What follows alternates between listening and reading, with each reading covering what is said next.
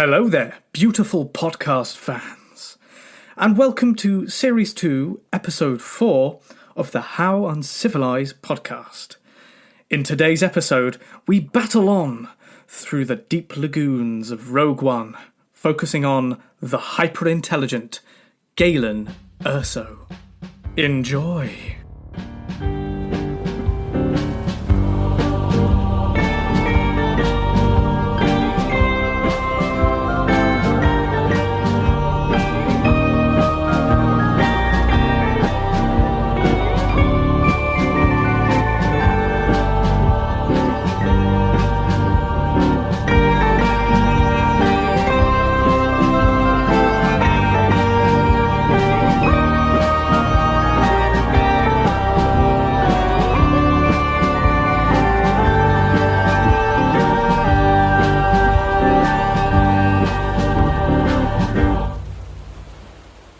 Right, thanks, Charles. And I will move us swiftly on to Lord Commander of the Neutral Watch, Galen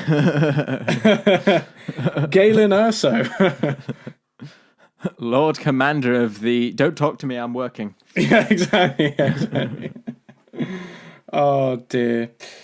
Right, anyway, so Galen Erso. So, I'm going to start with a quote. As all good people should.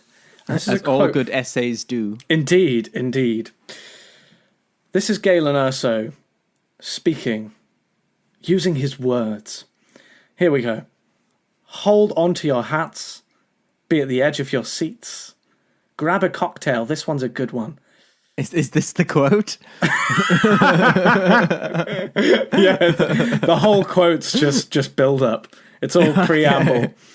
No, it turns out he was actually working as a hype man. No.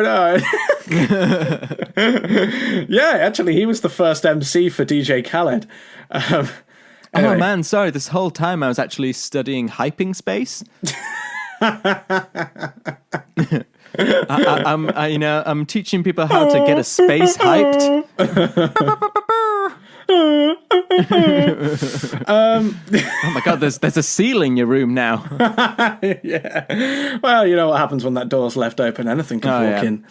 Oh, but, yeah, it's a new episode now. There was a cat in here last epised. Yeah, oh yeah, there was. Yes, that was last episode. You're joining us here with a seal. I could pay you to a kiss from a rose on it. Shut up, seal. Get out. No, down. Drop it. Roll over. Anyway, yes. I was quote. I believe about 20 hours ago I was going to give a quote. Yeah. So here it is. Mathematics isn't just a science. It is poetry. Our efforts to crystallize the unglimpsed connections between things. Poetry that bridges and magnifies the mystery of the galaxy. Oh my. Yeah, so well, he sounds like a nerd. That was him speaking at a conference called Hypercom.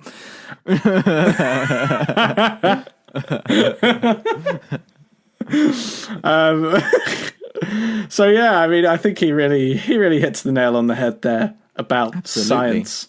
Yeah, science. Isn't it great? The poetry of said thing.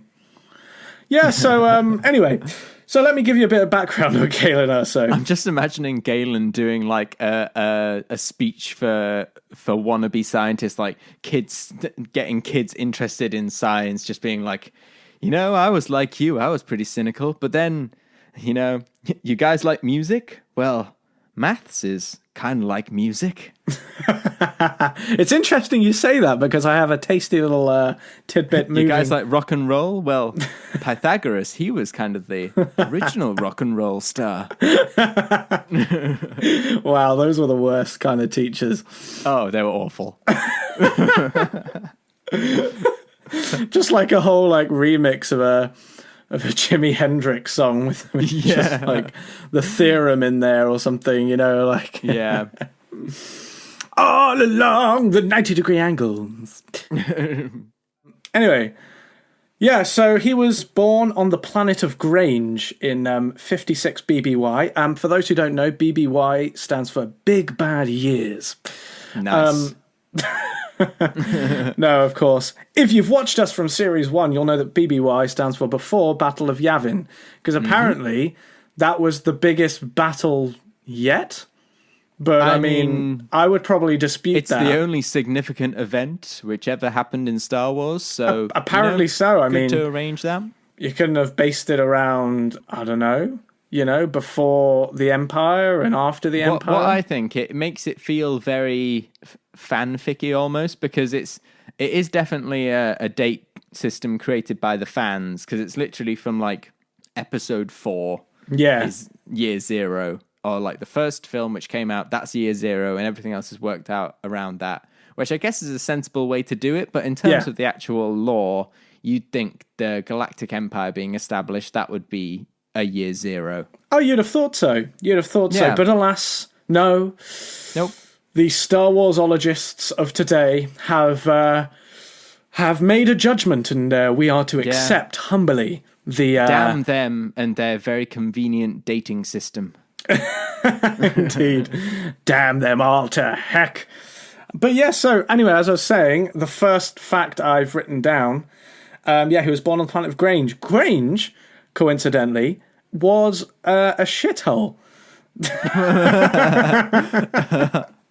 No, he was... Oh, kind of like Grange Hill then. Well, maybe that's where they got it from. Oh dear. Are there any Grange Hill fans here? Do those people even exist? Oh, I love all these little like references. I'm hoping it is. Did you know that they that in the original Clone Wars series from 2003, when they did a cartoon, they had a Jedi called Shaggy, who literally looks like Shaggy from Scooby-Doo. Oh wow. And sounds like I think they used the same voice actor for him or something. Oh, that they were using. So good. Yeah. So just look. Gee. Yeah, literally. Yeah. So you look at that's Morty. Sorry. Oh, they have some really funny references if you dig deep enough. If you are committed enough to delve deep into the web. Into those dark just depths. Find these little jokes intended for people like us. Yeah, and I love it. Come on, Shaggy. So good. Oh, great. Anyway, where was this for the sequel trilogy?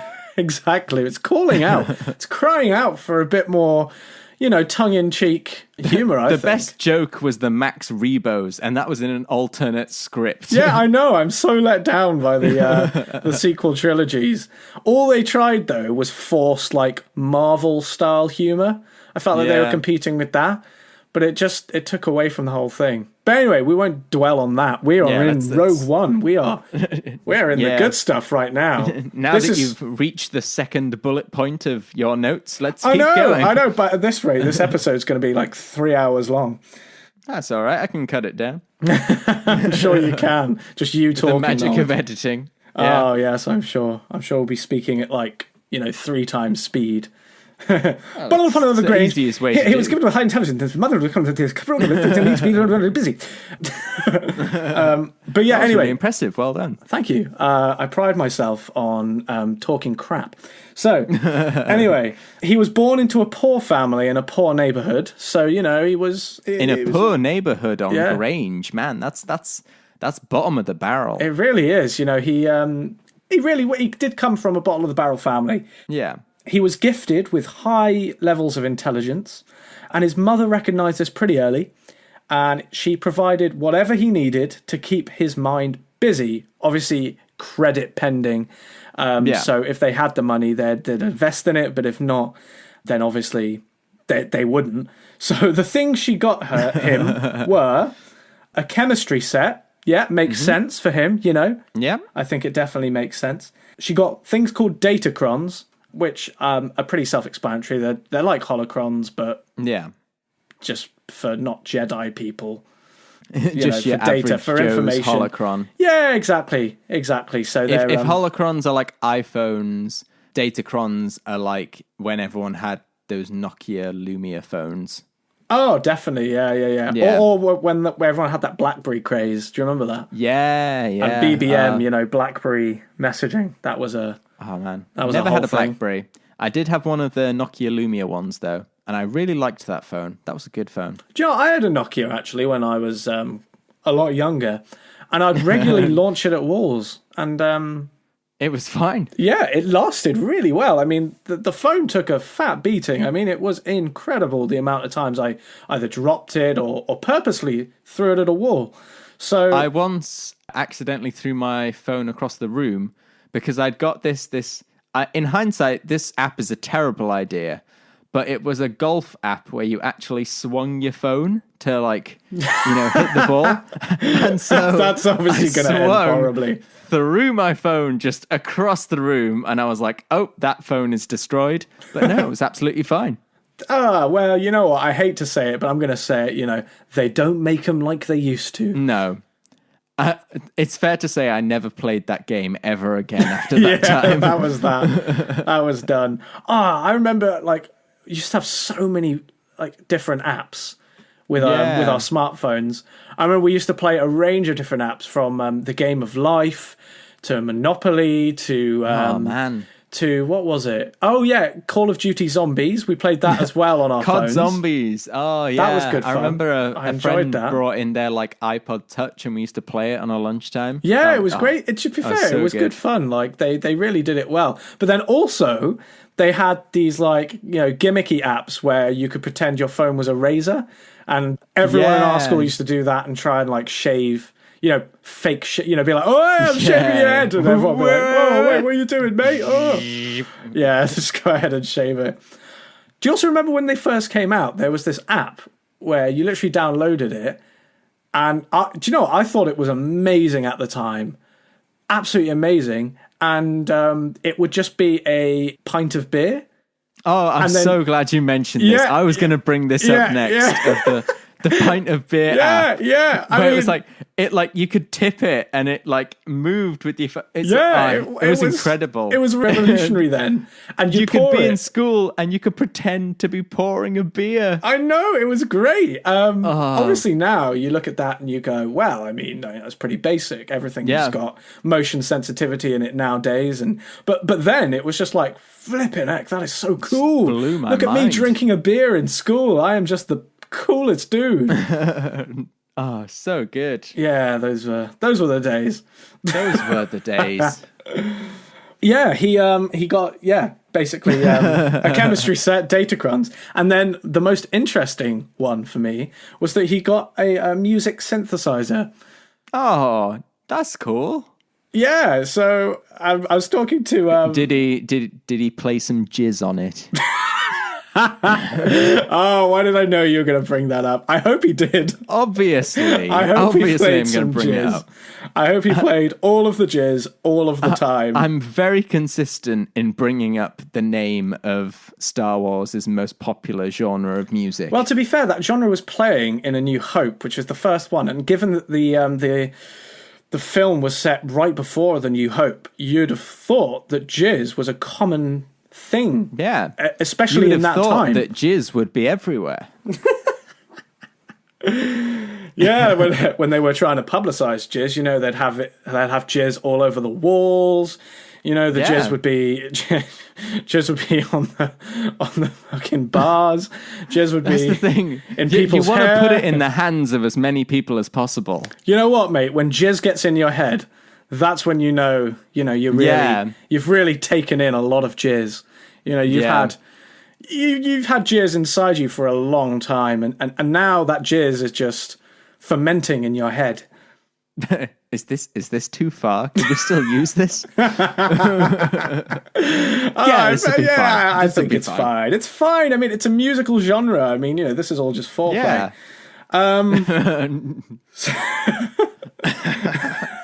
So anyway, I was speaking to my girlfriend about Galen Erso, and she was like, "Oh wow, he's just the Star Wars Brian Cox." Because he plays a synthesizer. He's really sciencey. Yeah. He's into that kind of stuff. Yeah, this guy is kind of got pretty similar hair as well, I guess. Like, yeah, they do. They look rather similar. And then I sort of made the comment of, well, if that's the case, does that mean that Brian Cox is like working on some super weapon for the government right now. I mean, he hasn't been on TV in a while. Yeah, so I haven't seen him for maybe. ages. The dude must be working on some massive like nuclear missile or something. Oh no. Well, to be fair, I remember being on one of like these TV programs, and he was sort of saying, "Yeah, I'm trying to just pay off the debt for my research by doing all this TV." So maybe he was like, "Do you know what? Doing all this TV is not working." Made enough money. Yeah, exactly. Yeah. Oh dear, cracks me up. But yeah, so yeah, that was the second bullet point, or the third one. But yeah, so he had a pushy mother, and she subscribed him to the HoloNet service, as we previously discussed, was a news and information service, relatively neutral at this point. Mm-hmm. So yeah, he was called a prodigy by his teachers. Yeah, he excelled in maths and science, as is norm, and yeah, he gained a scholarship, won a scholarship on his local planet of Grange. The scholarship being called the Grange Sub-Adult Science and Engineering Fair Scholarship. Man, that's not very creative. Yeah, very, very dull. But, you can tell it was the science prize. Yeah, exactly. But yeah, so he won it. So winner, winner, chicken dinner.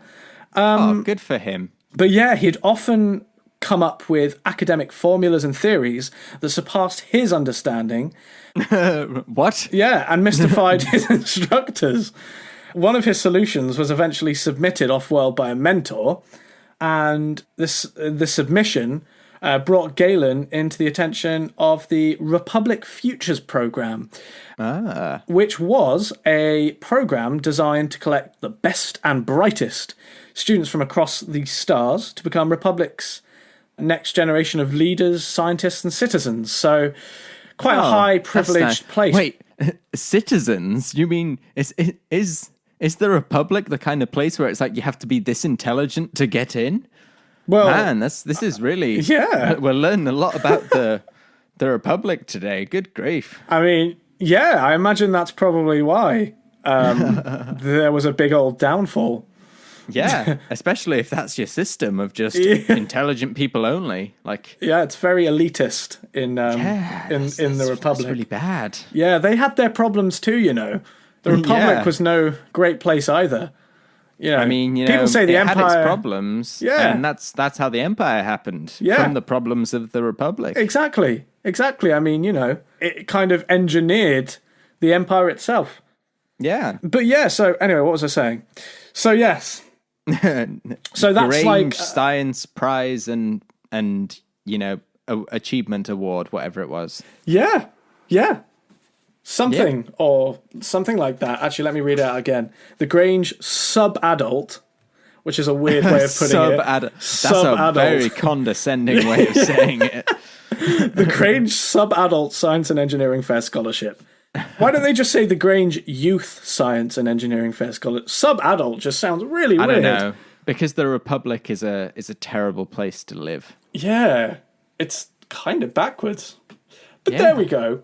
So anyway, Galen wound up in the Futures program on a place called Brental in 40 BBY. Okay. He basically begged his mum to go, and she eventually just said, yeah, you go. And then she left. And it's like, yay! Yeah, thank God. Yay, she's gone. That guy was just awful. Which is just terrible. He was just, I mean, come on, man. You know, he just wouldn't shut the hell up. I mean, I gave him everything I could just so he would stop annoying me. I gave him a synthesizer, for fuck's sake. That shit is not cheap, especially when you're earning barely anything. God, that guy was a waste. Did I ever get a thank you? No, of course not.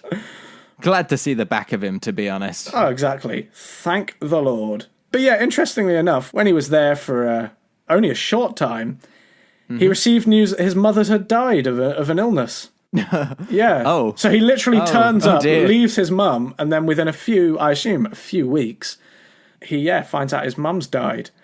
And then on a separate occasion, a few years later, he learns that his father has died in a vehicle accident. Oh, no. Yeah, so... Oh, sorry, this isn't funny at all. I don't know why I'm laughing.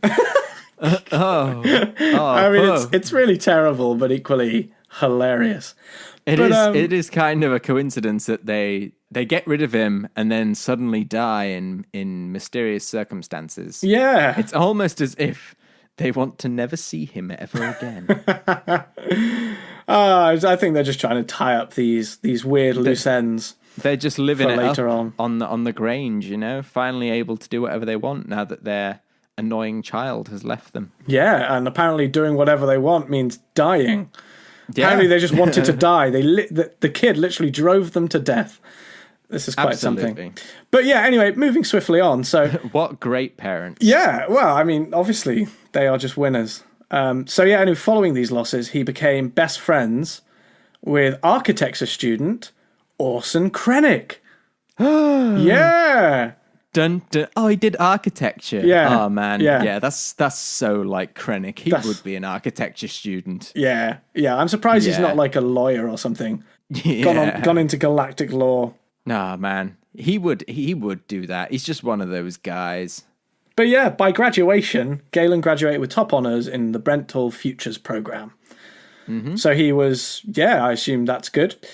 I mean, top honours, that does sound promising. Yeah, it sounds pretty good. And actually, after he graduated, Krennic helped Galen land a visiting professorship at the Institute of Applied Science on Coruscant. Oh, that's nice. Yeah, which came with what I assume was a good salary and a free apartment. And by 25, Galen basically had published a lot of stuff, and now he was what one could call a leading galactic authority on crystallography. A criminal. No, a leading galactic authority on crystallography and energy enrichment, apparently. So that was his area of study. And he had basically, while he was having a professorship, he travelled the galaxy on research missions, took a focus on kyber crystals particularly, and then, as you know, on Espinar, met Lyra. I won't go too much into that next bit because we've already talked about it in the previous episode. Yeah. So I'll move on from there. Yeah, so obviously he banged up Lyra and they had gin. To use the scientific term. Yeah, exactly. Yeah, as we know, Galen Erso was rescued in a prisoner exchange by Krennic, obviously his best friend. Best buddy Krennic. Yeah. And Krennic was part of the Republic Special Weapons Group, which was responsible for the Death Star. But Krennic wanted to manipulate Galen and place him basically in his debt for rescuing him to basically work for him. Okay. Again, can't just do a nice thing. Has to be like, well, I've rescued him. I obviously need to make him my bitch. Yeah, so he wanted to use Galen and his work basically to get a promotion to become something called a Rear Admiral. Oh my, it's guy love. It's all it is. You know, if Krennic was in love with Galen, that's fine. That's absolutely fine. He just needs to stop taking it out on other people. He just does. But yeah, so anyway, he did lots of stuff for Krennic, but I think he kind of partially didn't like it, and I think he ended up sort of quitting his job with Krennic, and then there was a reunion of the future programs, and then at the reunion, Galen was publicly accused of being a separatist spy and collaborator by a drunk patron called Dagio Belcoz. Oh. Oh dear. But yeah, defending himself from punches thrown by Belcoz, Krennic stepped in and defended Galen, and this was an effort to earn his trust even more. Again, just defend someone. Don't stop having a motive. Just do things. Yeah. Live in the moment, man. Just do what you feels right. Yeah, exactly. Just do whatever you want, whenever you want it, you know. Yeah. Just feel the force, you know, running through you. Absolutely. But anyway, so he basically was unemployed for a while and didn't like it, and during that time he kept in contact with Krennic, and then Krennic offered him a job at a place called Helical Hypercom, which was a company attempting to produce crystal arrays to basically help with communication. So basically installing phone masts. Oh, I see. So he was in a telecoms company. Yeah, essentially, the Galactic Telecoms. That's exciting. I mean, I probably shouldn't insult telecoms too much. That's what my dad does. So that's yeah, just... you probably should. I feel that's a bit. What an interesting job. Oh, it's such a good, hearty career path. Anyway, yeah. So the job, saying that the job that Krennic wanted Galen to do, Krennic hoped that Galen would become more and more miserable, and making him more and more likely to suggestions offered by Krennic. Oh, what? So apparently it's a really miserable industry. Oh, man. Yeah. That's so manipulative. Krennic, you dog, you rogue. Oh, he's evil. He's evil. He's a terrible man, and I think I love him. He's such a manipulator. It's just insane. Oh, so good. So anyway, Galen was part of a near-death experience when there was... the drama. On the last day of the Clone Wars, and then traumatized by his near-death encounter at the hands of the Separatists, worried for the safety of his family. Basically, Galen fell under the influence of Krennic. Okay. And basically started working for Krennic on the Death Star. Obviously he was ignorant to the true meaning and the true plans, but basically the true plans of the Death Star. Yeah, exactly. Yeah. I didn't realize it would be so bad. You know, I thought it was named after someone called Death. Yeah, exactly. Oh dear, it cracks me up.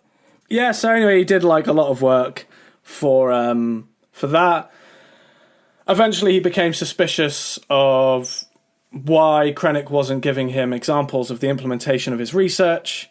Yeah. And like you said, they basically were relocated by Saw and escaped during a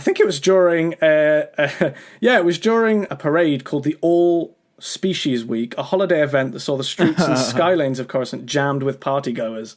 Oh, so, wow. Yeah, it was...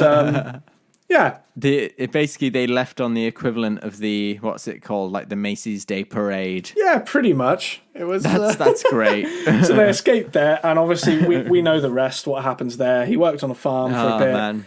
And then Krennic came remember parties, remember parades. Yeah. Good times. Yeah. And then we know what happens there. He pretends not to have a wife and child, la-di-da.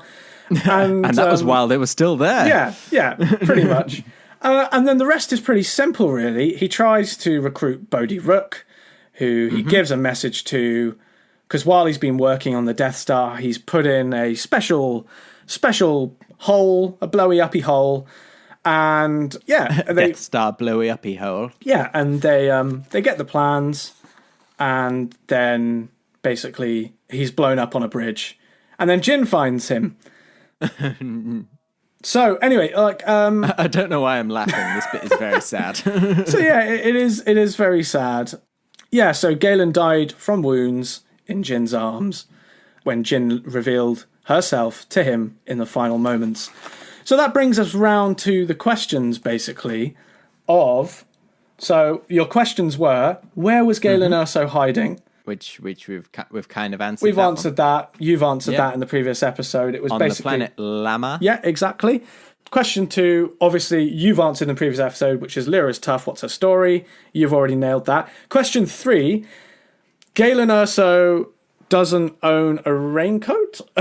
He lives on a storm planet. Yeah, that feels like, I feel like you would own at least an umbrella or something. I felt that as well. I thought that was a bit weird. But what I'm assuming happened there is Krennic made a surprise appearance. Yeah, a surprise appearance. He wasn't ready. He had to just throw on whatever he could. No time to find a coat, and then just came outside.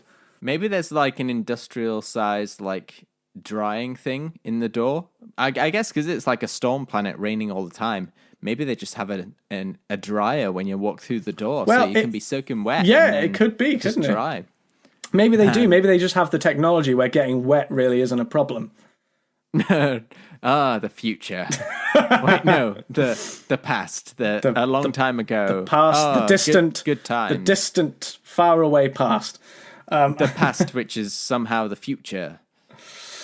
But yeah, so and that answers question 3, I think, kind of roughly. And then question 4, you it was kind of quite nice, and I think we can both sort of maybe think about this one, which was, I don't know, but the last words. I have so much to tell you. Might be some of the saddest in Star Wars. What could Galen have wanted to tell Jyn? And I think we should sort of end on that, and we should both sort of talk about what maybe Galen may have wanted to tell Jyn. What do you think, Charles? I mean, I just feel he wanted to sort of fill her in on the years he's been missing, and tell her how much she loved her. He loved her.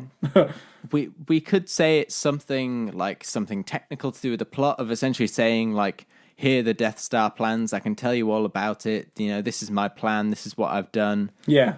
Because at that point, he doesn't know if she's seen the hologram, essentially. Well, I guess he could assume that she has because she's there. But I took it more as a kind of, I want to tell you about my life and I want to hear all about your life, which is, it's very touching. Yeah, exactly. No, I think that's more likely what it was. Yeah, something along those lines. Yeah, because I don't think it would have been about any kind of like Death Star. I didn't, as we've mentioned, like any kind of plans or anything, because he's not overly political. That wouldn't be the first thing to come to his mind. He was probably thinking in that moment, I just want to spend so much time with you and make up for the time we've lost. And you are right, it is an incredibly sad final moment. Just want to have a drink with my daughter, Yeah, have a pint down the local galactic bar. That's all he wants in that moment. Yeah. It's just a cheeky pint. Yeah. And a sit down to relay everything that's happened. Oh. And it's very, very sad. It is really sad. But then, of course, as we know, that is where Galen's journey ends. And of course, he was instrumental in taking down the Death Star eventually by absolutely sharing the location of the plans, how to get them, what the problem was. And instrumental in episode 4's destroying in the Battle of Yavin of the first Death Star. So he was quite a powerful fella. Quite a big influence on the galaxy as a whole. Definitely. And I'd say quite a very intelligent guy. I don't know why, but I thought you were going to say, kind of good-looking guy too. Scrubs up well. I mean, you'd have to be blind not to see that.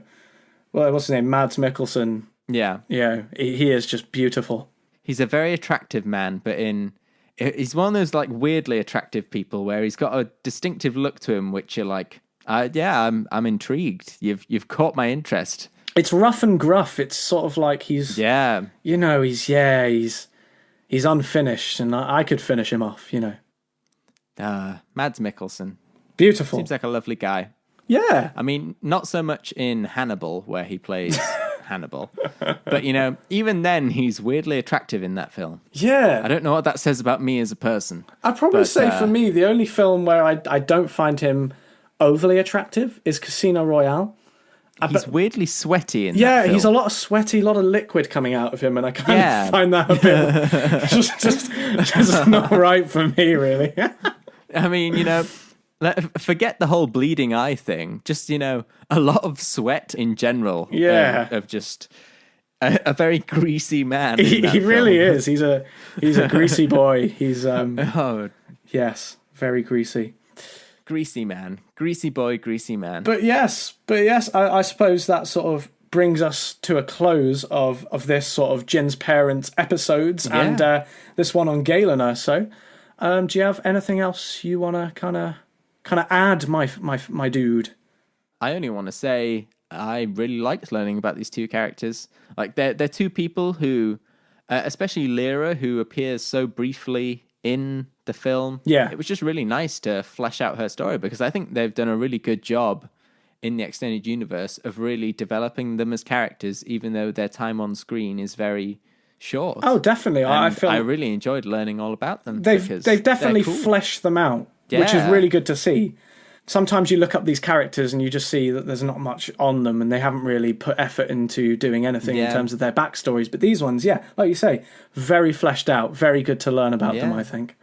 to say these are two more minor characters, it just makes me so excited for what we're going to find in our next characters, in the next people we're going to talk about. Yes, indeed, and who knows what that's going to be, but I'm sure at the end of this episode we'll have a little tidbit telling you exactly what we're going to be looking at next. Oh, I'm excited. I can't wait to hear what we're going to do. So am I. Yeah, just hold on for a few seconds longer and we'll know. Let's just wait and listen and see what we say. Yeah, hold on. Just... Yeah. Okay, well, with that in mind... Yeah. It's been a blast, Star Wars fans, podcast fans out there. An absolute pachew. Indeed. And now I will say unto thee, goodbye-us there. Goodbye-us there, to thee there, goodbye. Indeedamus Maximus. Good day. Bye. Thanks for listening to episode 4 from series 2 of the How Uncivilized podcast. Join us in our next episode where we whip out our trusty saw. But also, if you've enjoyed our dulcet tones, remember to check out our playthrough on YouTube. You can find us on Facebook, Twitter, and Reddit for all of your social media needs. Don't be afraid to get in contact with us if you ever have anything you want to share.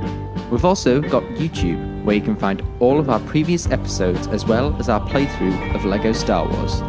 The How Uncivilized podcast was produced, created, and edited by Charlie, Krennic was actually nice, Feasby, and Spencer, no, he was a total dick, Lawrence.